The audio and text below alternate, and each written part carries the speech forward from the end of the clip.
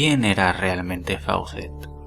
Por el momento, podemos decir que Fawcett era una persona iniciada y mística por excelencia. Alguien lo definió como que llevaba el esoterismo en la sangre y en el alma. Su hermano Edward Douglas colaboró con Helena Blavatsky en su famosa obra La Doctrina Secreta, siendo miembro fundador de la Sociedad Teosófica. Percy Harrison Fawcett fue fundador de la Royal Geographical Society de Londres y entre sus amistades prominentes cuenta el legendario Sir Arthur Conan Doyle. Nació en el año 1867 y en enero de 1901 se casa, pero esto no fue impedimento para seguir su búsqueda personal. Más aún, entre sus muchos viajes que le dieron una visión muy especial de la vida, aprendió topografía y también tuvo un hijo que nacería en Ceilán en 1903. El interés que tenía Fawcett por el ocultismo era evidente.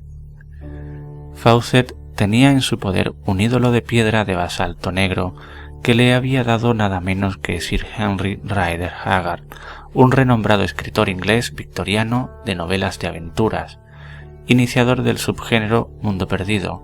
Fue mundialmente conocido por obras como Las minas del rey Salomón.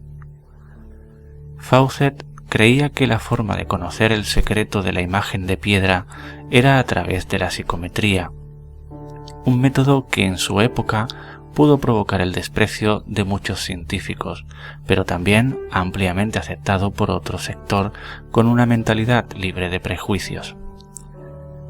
En una ocasión, un sensitivo sostuvo el ídolo en sus manos en la oscuridad y le habló a Fawcett de un gran continente de forma irregular que se extendía desde la costa norte de África hasta América del Sur. El sensitivo vio volcanes con violentas erupciones y ríos de lava cayendo por sus laderas mientras la tierra temblaba con un poderoso ruido sordo. Esto hizo pensar a Fawcett que era de origen atlante e indicó que la teoría de la conexión de la Atlántida con zonas de lo que hoy es Brasil no debería ser despreciada y creer en ello, independientemente de que pueda o no ser corroborada científicamente. Podría ser la explicación a muchos enigmas y que de otro modo seguirían siendo misterios sin resolver. Fawcett sostenía que aquella figura poseía la característica de transmitir corriente eléctrica por las extremidades cada vez que se tocaba. La estatuilla de basalto negro traída desde Brasil por Haggard tenía unos 25 centímetros de alto y su origen siempre fue un misterio, ya que nunca se ha conocido con claridad. Fawcett la llevaba consigo en su última expedición. Este ídolo representaba una figura con una placa en el pecho, con una serie de inscripciones y caracteres desconocidos, y que Fawcett creía firmemente que se hablaba de una de las ciudades perdidas.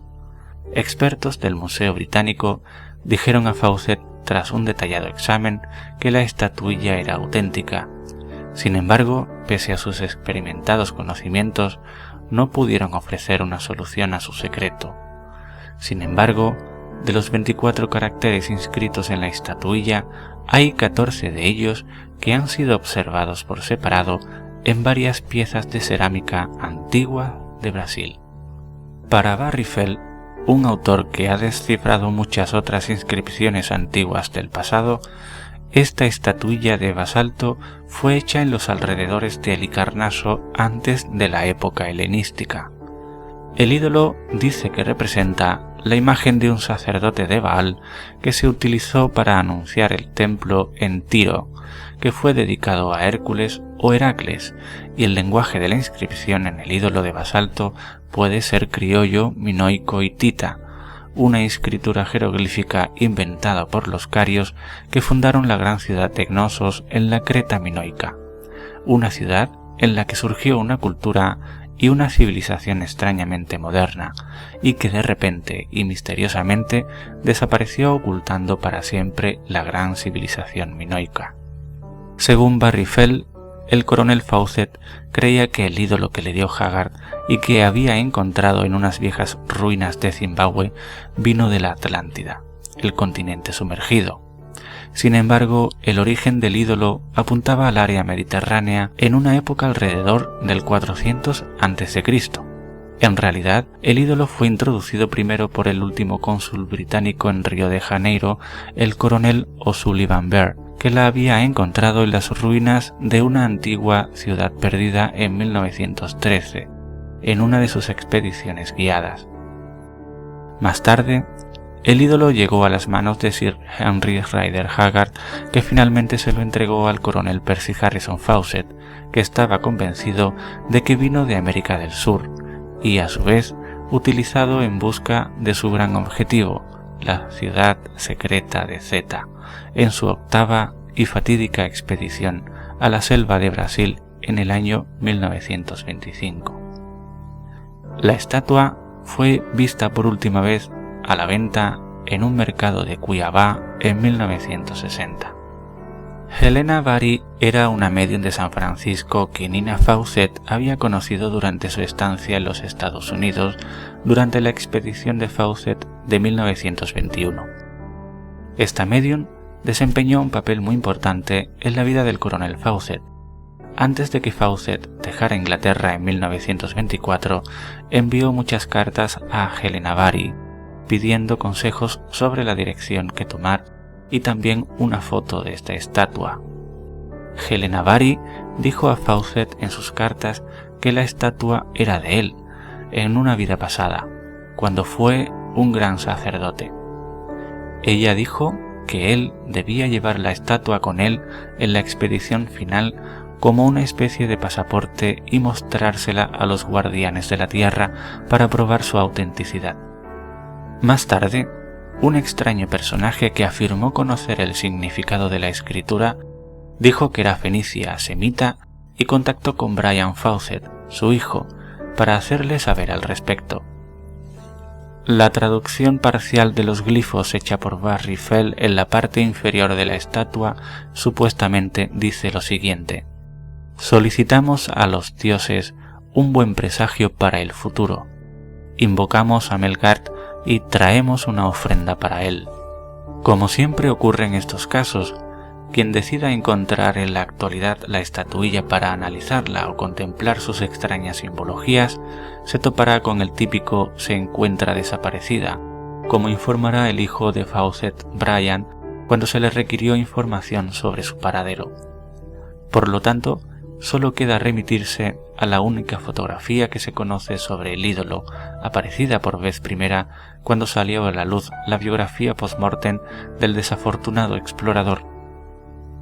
Tuvieron que pasar décadas antes de que el asunto de la estatuilla con su escritura indescifrable motivara los deseos de especialistas en la materia, o sea, lingüistas, por tratar de desvelar el misterio.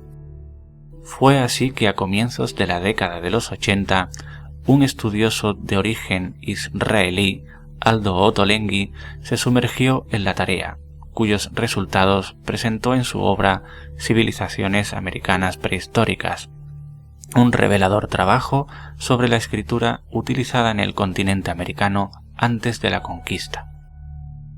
Según el especialista, la falda de la estatuilla tiene 5 pliegues y los pantalones también. Las uñas de los dedos de los pies en cierto sentido se transforman porque aparecen como si fueran todos iguales, y encontramos también 5 columnas de escritura, 4 verticales en la tabla en la que la estatuilla misteriosa apoya las manos y una en tablilla horizontal que la estatuilla lleva apoyada sobre los pies. Vemos por lo tanto que para una civilización misteriosa de la cual proviene esta estatuilla, el número 5 y posiblemente el número 10 tenían una importancia a que acaso estuvieran relacionadas con la ceremonia del culto. El número de piedras que figuran colocadas en líneas horizontales detrás de la estatuilla es de 10. Haremos ahora otra constatación. La estatuilla lleva la cabeza cubierta. Es posible, pero no es seguro, que la estatuilla represente un sacerdote que muestra a los fieles un texto sagrado. Debemos recordar, ahora que existen dos formas de demostrar el respeto a las cosas sagradas, una acercándose a ellas con la cabeza cubierta y otras acercándose a ellas con la cabeza descubierta.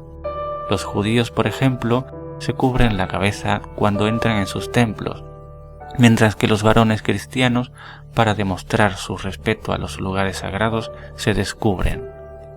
La historia de las religiones comparadas nos sugiere que el misterioso personaje representado en la estatuilla puede cubrirse la cabeza en un acto de respeto hacia un superhombre o a una divinidad, y que posiblemente muestra a sus fieles el texto de una intuición mística o de una revelación desconocida. Y ahora nos encontramos frente a otro problema cuya solución, en un primer momento por lo menos, parece prácticamente imposible. Se trata de la lectura de lo que está escrito en las 5 columnas, 4 verticales y una horizontal. Nos encontramos frente a una escritura desconocida, mediante la cual un pueblo desconocido se expresa en un idioma desconocido, siendo desconocido también el lugar de origen y la época en la cual vivió ese pueblo. Después de varios meses de trabajo, Ottolenghi llegó a descubrir que todos los caracteres de la escritura que la estatuilla llevaba sobre los pies podían clasificarse como pertenecientes a las escrituras consonánticas, es decir, un tipo de escritura en el cual escriben únicamente las consonantes y no las vocales, pertenecientes a una época histórica a la escritura líbica y las sudarábicas antiguas conocidas como safaítica y sabaena. Sin embargo, no satisfecho con los resultados, el especialista israelí vuelve a iniciar sus indagaciones arribando a una conclusión sorprendente. De pronto en su cerebro surgió la luz, como los signos consonánticos que componen los antiguos alfabetos semitas del norte que van del 22 al 24, llegando a la conclusión de haber encontrado un viejo alfabeto, posiblemente emparentados con los alfabetos líbicos, semitas y griegos arcaicos. La figura de la estatuilla representa por lo tanto un dios o un hombre que ofrece a la humanidad una escritura fonética. Una escritura semita arcaica en América que supera en antigüedad a la de Medio Oriente? ¿Es posible? Al parecer Ottolenghi así lo creía, y no dudó en señalarlo a lo largo de su trabajo. Esta visión ofrecía nuevas perspectivas, dando paso a un nuevo campo, aunque de carácter controversial, en el estudio del pasado histórico del continente sudamericano. Estamos conscientes que el imaginario público difícilmente dejará de considerar a Fawcett como el aventurero arriesgado que dio su vida por un sueño. Pero conociendo el espíritu que acompañó al viejo coronel, de seguro hubiera aprobado con un guiño la reinterpretación de esta historia. El 29 de mayo de 1925, el exultante explorador inglés escribió la que sería la última misiva a su esposa. El verde oleaje de la exuberante vegetación del Mato Grosso brasileño se cerró sobre el explorador que ansiaba encontrar la ciudad perdida, desapareciendo luego en la selva amazónica bajo misteriosas circunstancias. Apenas le faltan 2 meses para cumplir 57 años.